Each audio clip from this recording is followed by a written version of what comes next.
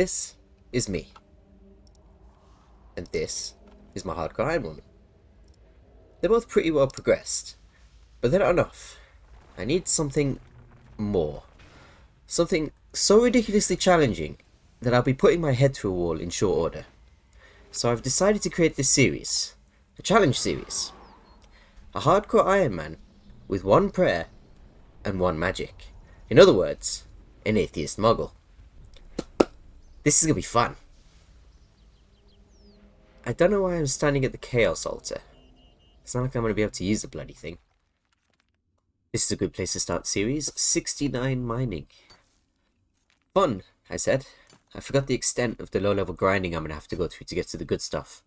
So I find myself here mining Luminite and Rune for the 300th time.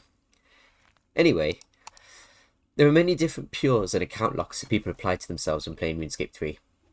You got like area lock challenges like Wilderness only, Desert only, Mortiana only. You got the Skiller hardcore Iron Men, including those rare 9 HP accounts, which are actually kind of cool. Then you've got the more insane things like the unofficial Ultimate Iron Men.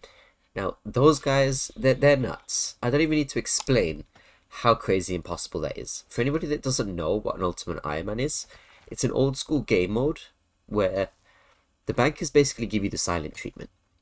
Not fun. Anyway, with one prayer and one magic, I'm locked out of a lot of content. Let's put aside protection prayers and quests for just a second. I can't enchant jewelry, which means I'll have to find a magpie impling and hope that it stole somebody else's ring of life before I got to it. My best insult amulet is, I believe, the Barrows one, which is going to suck to get. Not to mention, I can't access Excalibur or the Sun Spear, which are both very strong items for Iron Men. So I'll have to hit up God Wars a lot for a decent weapon and armor.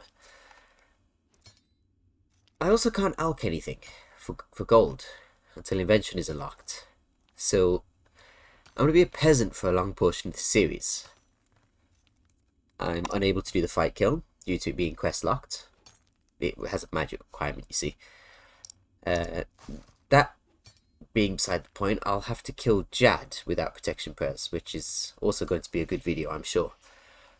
I'll have little choice but to work towards masterwork because the early game range gear is actually peanuts and I don't want to do it. So yeah, God Wars Dungeon. I might have a plan for that. Kriara better pay up. So going back to the quests, I count over 45 which I have no access to. I'll pop them on the screen for you somewhere now. So whilst in free-to-play worlds, I did some of the boring stuff to get a head start. I hit up the Troll Dungeon in Berthorpe to get 30 stats. That's mainly because of this King Scorpion over here. He likes to kill hardcore Iron Men when they're not looking. Yeah, so, safety measure. Don't want to die doing that. I also did some leather crafting for some gold, being is that I can't high alch, so... Berthorpe again. Straight kill some cows, tan the hide, turn it into something, sell it at that dude. I'm sure most people know how to do that. I also did 2 free-to-play quests, the What's Mine Is Yours and the Knight's Sword. Now that I've told you about those, I'm going to hide the completed, and this will only show the quests I actually have access to. Is that right? Yeah, that should be right.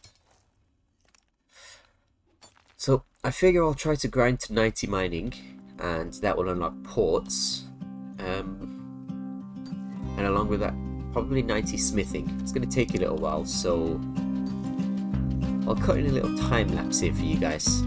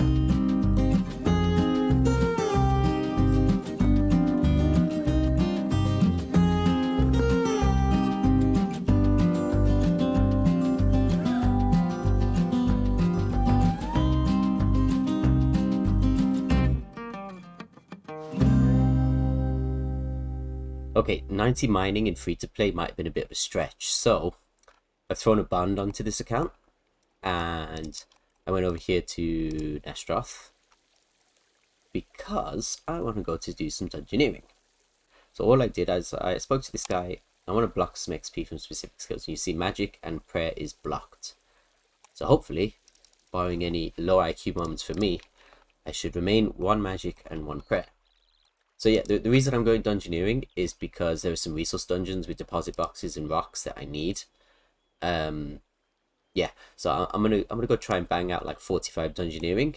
Maybe if I can get some teams going for my clan, I can maybe even push that a bit higher.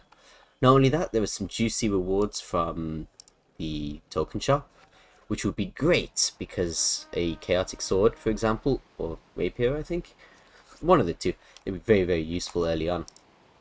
So let's get to it. Okay, quick update. I just hit 42 dungeoneering, and along with that, a bunch of other skills. If dungeoneering is good for anything, it's for making your levels bar look like this. I also figured out that mining and smithing actually aren't port skills, so I'm going to have to get it in another skill. Thieving is usually the go-to, but I might get it in a gatherer skill. See how I feel. I've also been getting the crafting levels. The lowest level hide in dungeoneering, you can craft for 100 XP a piece. Domestics. You'll see it in the time lapse. I'm going to pop that up in a second. But for now, I'm going to continue the dungeoneering grind to maybe 70, 80. Let's see how far I get. Cue the music.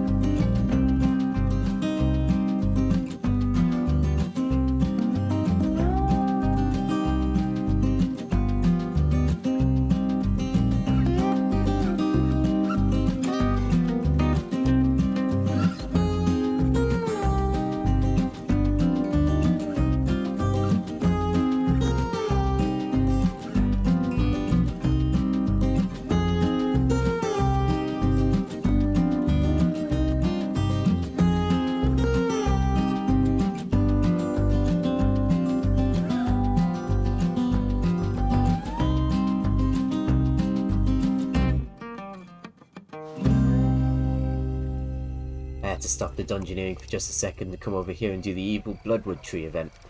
Now there's a chance here for me to get tier 87 weapons, which would be a massive head start in the game. But not only that, 5 farming levels just from the first tier. Woodcutting level and some free fire making levels. So yeah, 30 seconds here, I'll get my very wild sack of rewards and we'll see what we get. There's a chance here also for salvage and black dragons, which, let's see, black dragons like really high level farming. I think it's 90 or 100. Let's see, animals. Dragons, 92. Let's see. There we go, black dragon egg and huge spiky necronium salvage. Another interruption for another wilderness event. It's already given me 2 hunter levels. This should give me a nice chunk of XP. And I believe I can just teleport away now.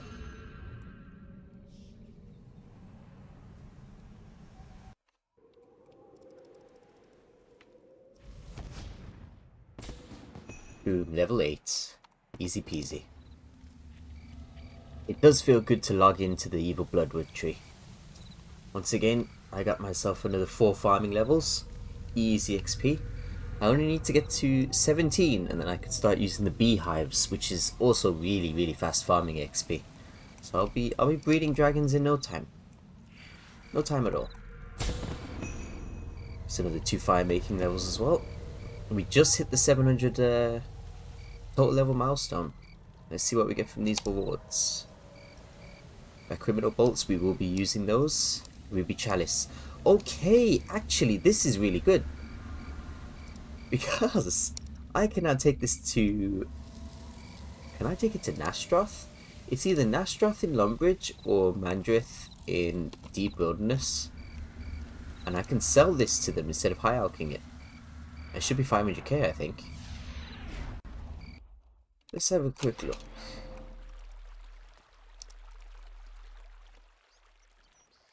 Maybe it's 250k. Yes, I would be willing to sell it. 250k, okay, I'll take it. I will take that. First things first, I need some feathers. We have money! This is going to be a viable way of getting some fast cash, I guess. I was going to do the quests up to Menethos. I think I'm still going to do that because I want to kill scarabs. They give you gold every time you squish them, but the main thing is I get some Slayer XP out of them and I get to skip all the low levels. But yeah, I'm taking these feathers for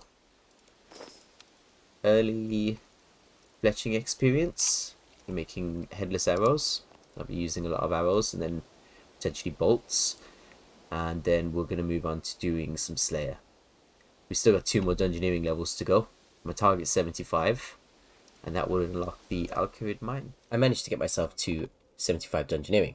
Now the reason it took so long was because I took every resource from every large dungeon that I could, so that I could pump up these levels in fishing, cooking, fire making and woodcutting.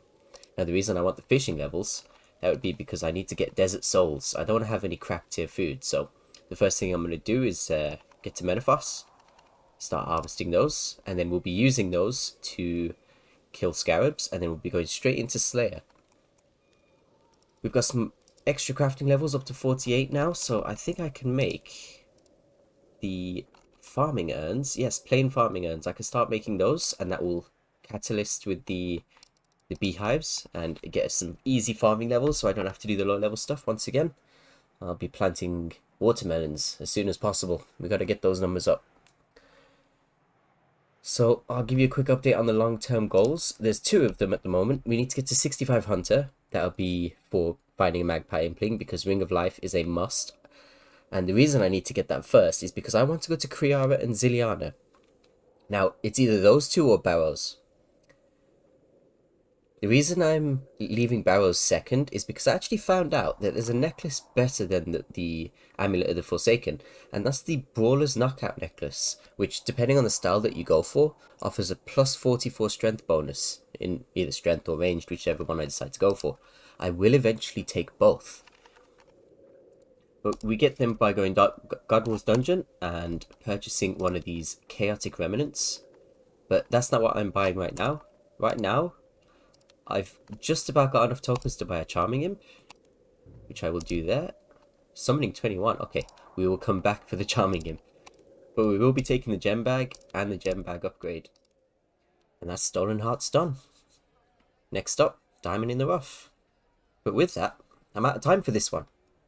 So this is that typical time of the video where I do the typical YouTuber thing and ask you to do the thing that YouTubers ask you to do. So now that you've done that, I'll see you in the next one. Peace.